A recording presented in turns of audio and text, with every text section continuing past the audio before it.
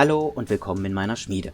Heute mache ich mal ganz was anderes. Wie ihr ja an dem Gussrahmen hier schon sehen könnt, habe ich mir ein paar meiner 40k-Orks vorgenommen. Ich habe jetzt so viel an Rittern, Rohirrim und Orks für Herr der Ringe und Landsknechten gemalt, dass ich einfach mal was anderes brauchte. Außerdem habe ich im Augenblick auch keine Lust auf Fantasy oder Mittelalter, beziehungsweise im Fall der Landsknechte ja auch schon auf die frühe Neuzeit. Deshalb müssen diese Boys hier als Abwechslung her. Vor längerer Zeit habe ich eine Truppe Panzerknackers gebaut, dann aber komplett auf 40k verzichtet und auf die Seite gestellt und nur immer nebenher ein bisschen was dran gemacht. Was ich damals allerdings noch übrig hatte, war eine selbstgebaute Bazooka, und zwar diese hier. Ich hatte bereits angefangen, sie zu bemalen, aber dann keine Lust mehr gehabt. Vor ein paar Tagen fiel sie mir dann bei der Suche in der Bitsbox wieder in die Hände und ich dachte mir, warum hier nicht mal weitermachen? Also gesagt, getan und losgelegt.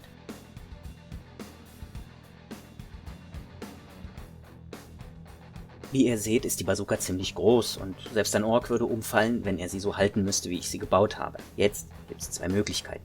Entweder kürze ich das Ding, oder ich stelle einfach einen zweiten Ork davor, der den vorderen Teil der Waffe hält. Ich habe mich dann für die zweite Variante entschieden. Allerdings baue ich als erstes eine neue Bazooka, weil ich einfach gerne zwei Teams hätte. Die Ausgangsteile der Waffe kommen aus den Arsenalen des Imperiums und aus den Mechschuppen. Der Raketenwerfer ist von der imperialen Armee und wird nur entgradet. Da ist mehr erstmal nicht nötig.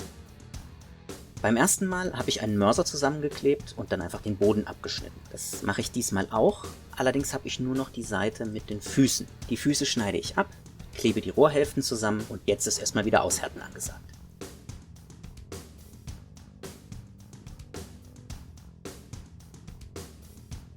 Jetzt braucht der Schütze einen Handgriff. Der kommt aus der Mech-Werkstatt und war mal diese Knarre hier. Der vordere Teil der Waffe wird bis zum Abzug abgesägt und der obere Teil geglättet, genauso wie der untere Teil des Raketenwerfers. Die Teile werden zusammengeklebt und müssen erstmal aushärten. Das Rohr könnte jetzt an sich so bleiben, wie es ist. Das sähe auch gut aus, aber das passt irgendwie nicht zu Orks. Vor etwas längerer Zeit habe ich mir Bits von Cromlech gekauft. Unter anderem diese Raketen hier, die sind jetzt genau richtig. Ich trenne die Raketen direkt am Gussast ab und lasse den Stiel dran. Die Rakete wird mit Sekundenkleber und Leim in den Lauf geklebt, der Stiel dient dabei als Verbindungsstück. Die schwere Bazooka ist fürs Erste fertig. Die Lücken, die da noch sind, und der Hülsenauswurf müssen mit Green Stuff gefüllt werden, das kommt aber später dran.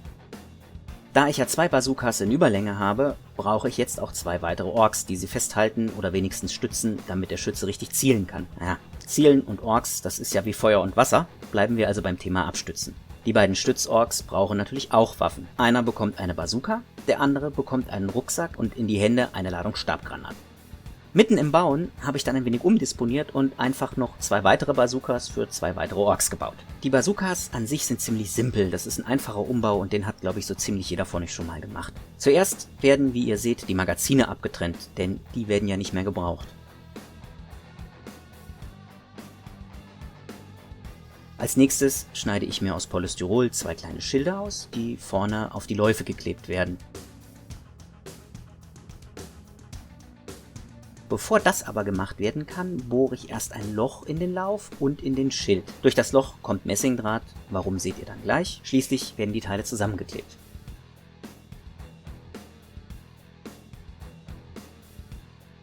Dann kommen die Raketen an die Reihe. Die werden wieder mitsamt des Stiels vom Gussrahmen getrennt. Der Stiel selber wird ebenfalls angebohrt, damit er auf den Messingdraht gesteckt werden kann. Und schließlich wird alles verklebt.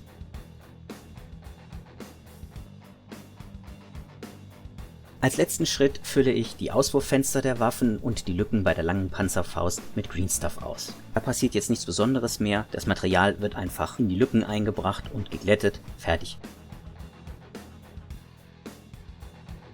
Die Waffen sind damit fertig, jetzt müssen die Modelle nur noch zusammengebaut und bemalt werden. Hier sind jetzt also die fertigen Orks. Damit sie nicht so langweilig aussehen, hat jeder von ihnen einen Rucksack bekommen, in dem sie dann Munition und wer weiß was noch mit sich rumtragen. Zwei haben Köpfe von Fantasy-Orks bekommen und weil sie mit diesen Mützen, die diese Köpfe haben, so ähnlich aussehen wie Schlümpfe, habe ich beschlossen, sie auch so anzumalen. Schlümpfe und Orks haben ja nicht wirklich was gemeinsam, aber Orks nehmen sich auch selber nicht ganz so ernst, also ist es okay, wenn ich das auch mache, denke ich. Die anderen Orks sind einfach ganz normale Grünhäute, die Spaß dran haben, Panzer und andere Fahrzeuge in die Luft zu springen, wenn sie denn mal treffen. Damit sind wir auch am Ende des Videos angekommen. Ich hoffe, dass euch dieser kleine Ausflug nach Warhammer 40k gefallen hat. Wenn er das getan hat, dann lasst mir einen Like oder Kommentar da, teilt das Video oder läutet die Glocke. Eben alles, was ihr so von YouTube kennt, und bis bald in meiner Schmiede.